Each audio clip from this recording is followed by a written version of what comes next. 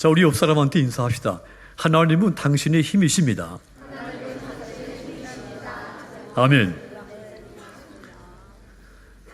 구원이라고 하는 말은 어떤 궁지에서 구출받는 것이 구원입니다.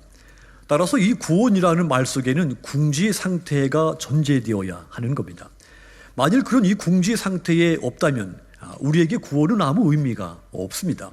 그렇다면 인간의 구원을 이야기할 때 인간이 처한 궁지의 상태란 무엇인가, 이것을 아는 것은 아주 중요한 일입니다. 그 궁지의 상태라고 하는 것은 인간은 곧 죄인이며, 그래서 하나님의 진노와 심판 아래에 있는 상태, 이것이 저와 여러분이 빠져있는 궁지의 상태인 겁니다. 인간은 본래 하나님의 형상대로 창조가 됐습니다. 하나님과 화목하여 교제를 갖되 그분 뜻에 말씀에 순종하면 영생이지만 반대로 불순종하면 죽음이라고 하는 계약 관계에 놓여 있었습니다. 그런데 인간은 이 불순종의 길을 선택을 한 겁니다. 그 결과로 죄를 짓게 되었고 그 죄의 결과로 하나님의 진노와 심판 아래 놓이게 된 겁니다. 궁지 상태에 깊이 빠지게 된 것입니다. 그 이후로 인간에게 이 구원이 절실하게 필요하게 된 겁니다. 그래서 하나님은 독생자 예수님을 통해 인간을 구원하셨습니다. 하나님이 하나밖에 없는 독생자 예수님을 이 땅에 보내셔서 십자가에서 피 흘려 죽게 하심으로써 궁지에 빠져있는 인간을 구원을 하신 것입니다. 불교에서는 인간이 그 스스로 고행을 통해 깨달음을 얻어 부처가 되는 것, 이것이 불교의 궁극적인 목적입니다. 이것을 그들은 구원이라고 주장을 합니다. 이런 종교를 우리는 자력 종교다 이렇게 말을 하죠. 그런데 인간은 스스로 어떤 노력을 기울여도 어떤 고행을 수행을 하더라도 자신 안에 있는 주의 성품을 없앨 수가 없습니다. 결국 인간은 자력으로 구원을 받을 수가 없는 것입니다. 왜냐하면 인간은 전적으로 타락했기 때문입니다. 그러면 우리 기독교의 구원은 어떤 구원입니까? 기독교의 구원은 절대자이신, 나에게 절대 타자이신 하나님의 은총으로만 구원을 받을 수가 있습니다. 그래서 우리 기독교의 구원은 타력적 구원인 겁니다. 저와 여러분에게 구원의 주체는 내가 아닙니다. 내가 이만큼 했기 때문에 내가 구원을 받을 수가 있었다, 이것이 아닙니다. 나의 구원의 주체는 내가 아니라 하나님이 나의 구원의 주체입니다. 전적으로 하나님의 불가항력적인 은총을 힘입어 내 구원이 결정이 된 겁니다. 그래서 나의 구원은, 우리 기독교의 구원은 타력적인 구원인 겁니다. 이 본문은 야곱을 그 궁지 상태에서 구원하시는 하나님의 이야기입니다.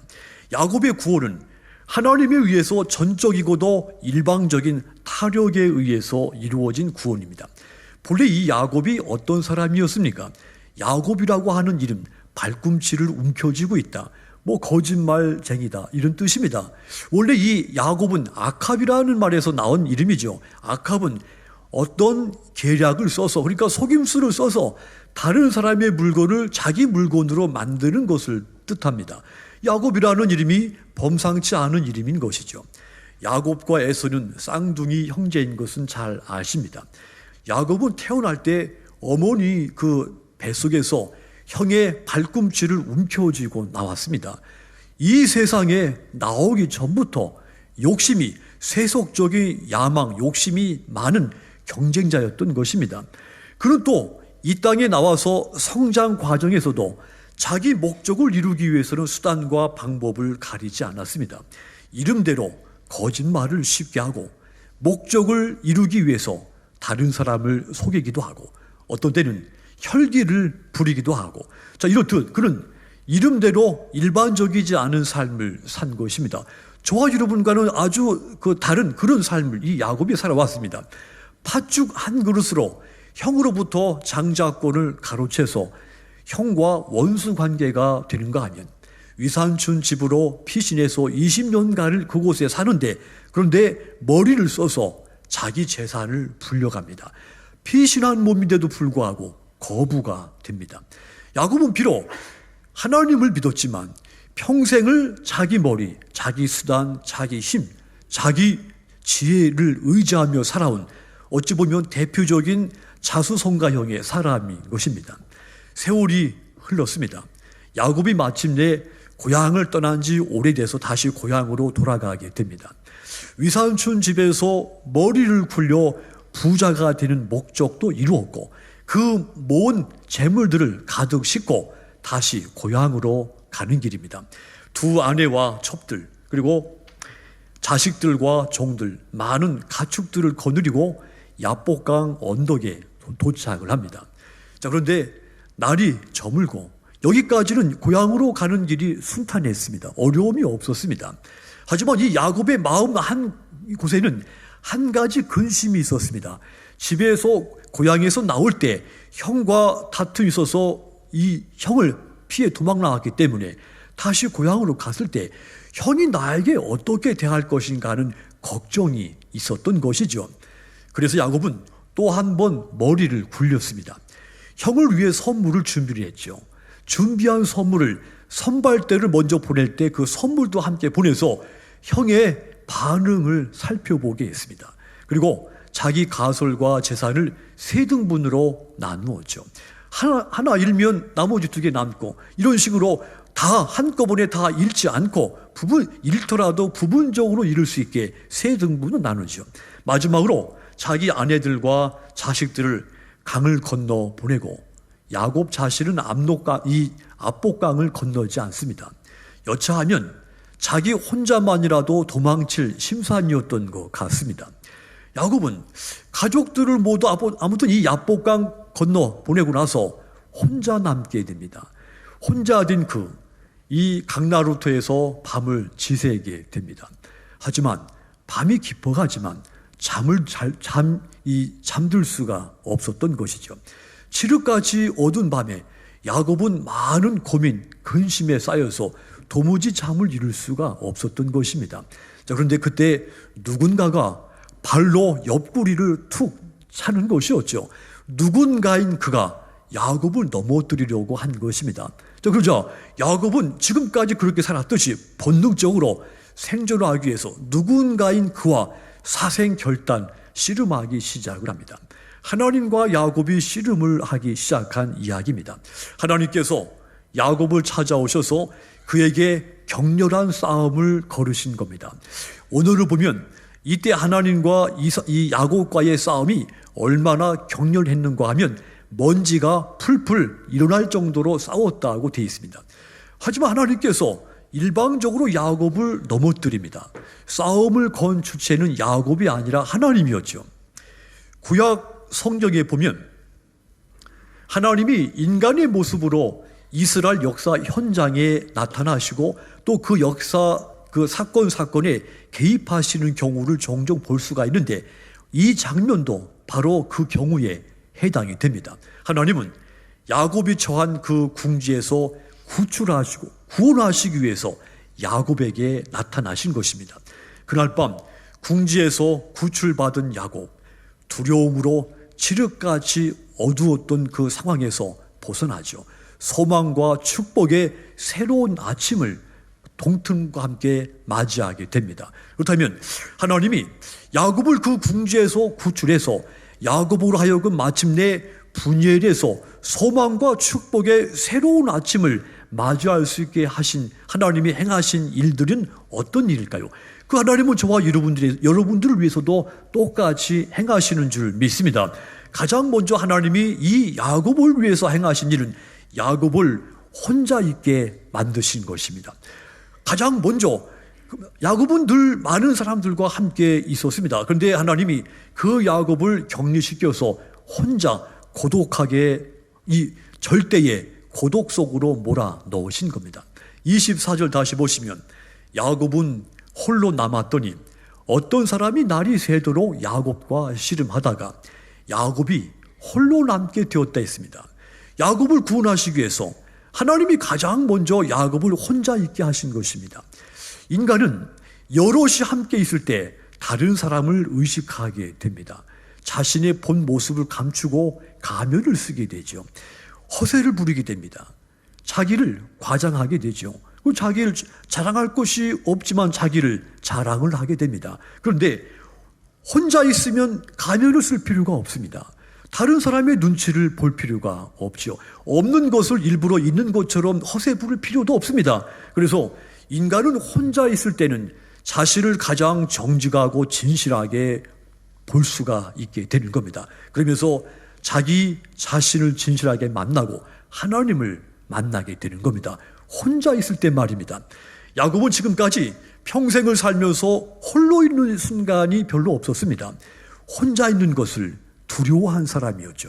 그래서 항상 많은 사람들의 틈바구니 속에서 항상 가면을 쓰고 다른 사람들을 대면하면서 살아왔습니다. 그러면서 하나님과 사람 앞에 정직하지 않고 자기 자신에게도 정직하지 않은 그런 삶을 지금까지 살아온 것입니다. 그런데 지루까지 어두운 그 밤에 하나님은 이 야곱을 야복강 나루터에 혼자 있게 만드셨죠. 그래서 야곱으로 하여금 스스로 자기 자신을 정직한 진실한 자기 모습을 바라보게 만드신 겁니다. 지금까지 자기가 의존했던 자기가 어떤 사람인가를 정직하게 보게 한 겁니다. 그리하여 자기를 의존하지 말고 자기를 창조하신 하나님을 의존하게 만들어 놓으신 겁니다. 자, 그러니까 하나님이 야곱을 궁지에서 구원하시기 위해서 가장 먼저 행하신 것은 야곱을 절대의 고독 속에 혼자 있게 만드시고 해서 자기 자신을 진실하게 바라보게 하고 또 자신의 신앙을 다시 정직하게 바라보게 해서 지금까지 자기를 의지했지만 이제 하나님을 의존하게 만드신 것입니다. 이사야서 38장 2절 보시면 히스기야가 얼굴을 벽으로 향하여 여호와께 기도하여 그랬습니다. 히스기야가 병들어 죽게 됐을 때 신하들이나 의원들이나 가족들조차도 찾지 않았습니다. 어느 누구도 히스기야를 돌아보지 않았습니다. 오직 혼자서 고독하게 홀로 된 그 하나님 앞에 섰습니다. 하나님 앞에 절대 고독자가 된 것입니다. 그 순간에 이 히스기야가 목숨을 바쳐서 하나님 앞에 간곡하게 기도를 드린 것입니다. 이라하여 이 히스기야의 기도를 하나님이 들으셨죠. 그의 진실한 눈물을, 그의 정직한 자기를 보는 그 기도를 하나님이 들으시고 관심 있게 보신 겁니다. 그리하여 이사야 선지자를 통해 15년의 생명이 연장되는 기도 응답을 받게 된 겁니다.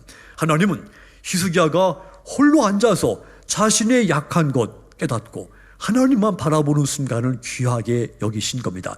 하여 그 히스기야를 그 궁지에서 구출하여 하나님의 축복으로 구원을 하신 겁니다. 여러분, 하나님은 저와 여러분들을 구원하시기 위해서도 때로 우리들을 많은 사람들 가운데 강제로 격리시켜 고독하게 혼자 있게 만들 때가 있습니다.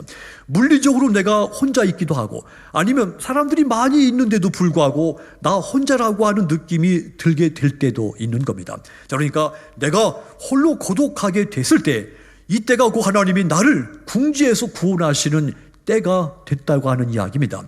나를 위로할 자가 아무도 없는 것 같고 나를 도와줄 사람이 도무지 어디에도 없는 것 같고 내게 힘이 되어줄 사람이 아무도 없다고 느껴질 때 그때가 바로 하나님을 만날 수 있는 기회가 되는 것입니다. 하나님이 나로 혼자 있게 만드신 겁니다. 그러므로 홀로 있게 된 것을 두려워하지 마십시오.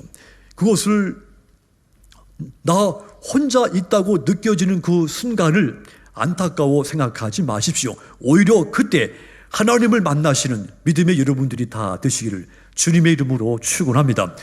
또 하나님이 이 야곱을 궁지에서 구출하시기 위해서 두 번째 야곱에게 행하신 것, 야곱에게 싸움을 거신 일이었죠. 하나님이 이 싸움을 거신 것은 야곱을 시험에 빠뜨린 것입니다. 하나님은 야곱을 혼자 있게 하시고 싸움을 거셨다 했죠. 이 싸움은 야곱의 구원이 있어서 통과 의례입니다. 이 싸움을 통해 하나님의 존재를 깨달으면 그가 구원을 받지만 하나님의 존재를 깨닫지 못하면 그에게서 구원은 멀리 사라지는 것입니다. 야곱이 하나님의 격렬한 공격에 그만 패배하고 맙니다. 야복, 히브리 말로 자기를 비운다는 뜻입니다. 모든 것을 내어놓는다는 뜻입니다. 하나님은 이 야복 강가의 야곱을 찾아가서 그가 지금까지 살아왔던 삶을 돌아보게 했죠. 그것들을 모두 비우도록 했습니다. 과거의 삶을 지우도록 하신 겁니다. 새 것을 채우기 위해서는 기존의 것을 반드시 비워내야 됩니다. 그렇다면 이제 달라진 저와 여러분의 삶에 불필요해진 것들 과감하게 지우도록 해야 됩니다. 그래야 내 마음, 내 삶의 새 것을 채울 수가 있습니다. 이것이 야복강에서 야곱에게 일어난 하나님이 행하신 일입니다. 하나님은 밤새도록 야곱과 싸우셨다 했죠. 자, 그런데 이 야곱이라고 하는 사람이 얼마나 고집이 세고 집요하게 반항을 하는지 드디어 하나님은 야곱의 허벅지 관절을 치십니다. 순간 야곱은 힘을 쓸 수가 없게 되어버렸죠. 물리적으로 무력하게 돼버린 겁니다. 동시에 정신적으로 마음적으로 무력감에 빠지게 된 것이죠. 그때서 야곱이 하나님과의 이 싸움, 이 시험에서 크게 깨닫는 것이 있게 됩니다. 여러분, 하나님은 우리에게 싸움을 거시는 분입니다. 이것이 하나님이 자신의 백성들을 다루시는 방식입니다. 아브라함에게도 그러하셨고 오늘 본문 야곱에게도 또 욥에게도 그리고 믿음의 수많은 선진들에게도 하나님은 싸움을 거시고 그 싸움에서 구원하신 분이십니다.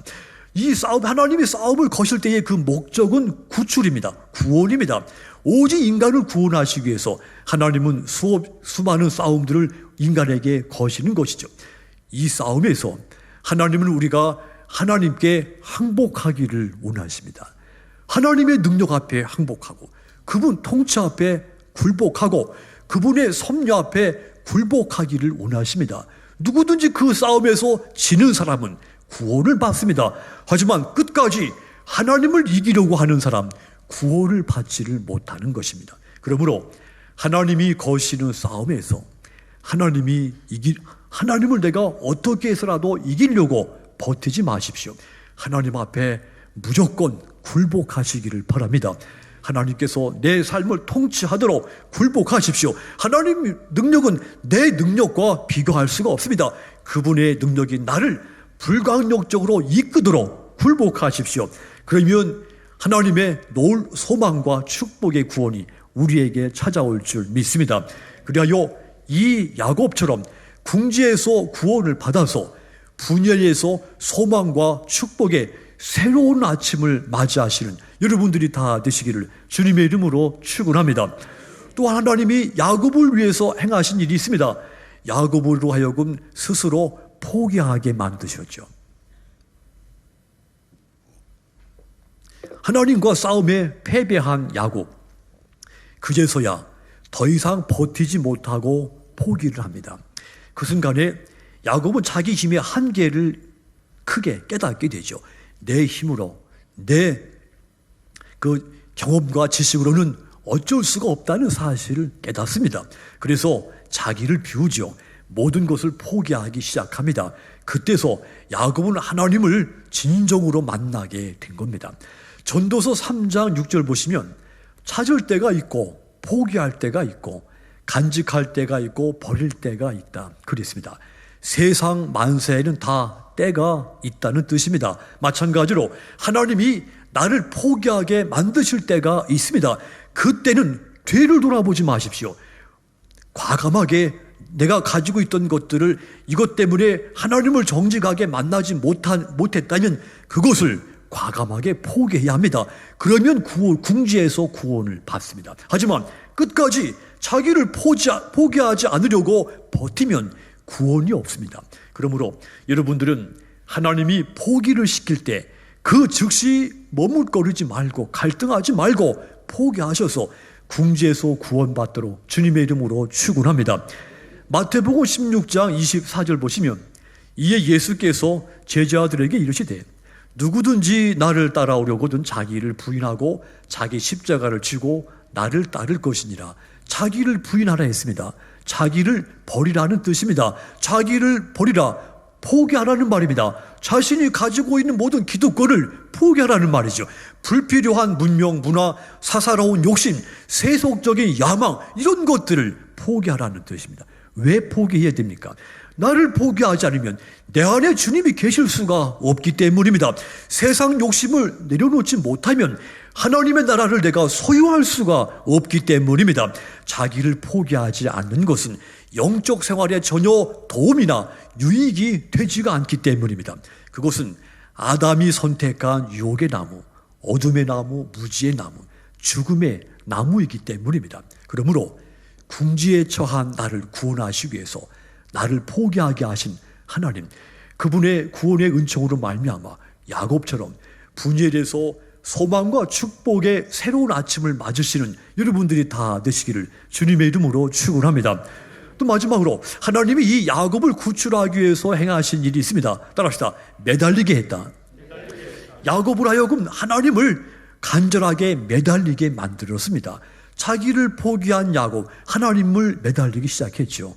그때 하나님은 바지가랭이를 붙잡고 매달려 있는 야곱에게 이런 말씀을 주죠. 26절 보시면 그가 이르되 날이 세려하니 나로 가게 해라. 자기 힘으로 어쩔 수 없다는 사실을 크게 깨닫게 하신 그 하나님은 이제 야곱에게 하나님만 매달리게 만드신 겁니다.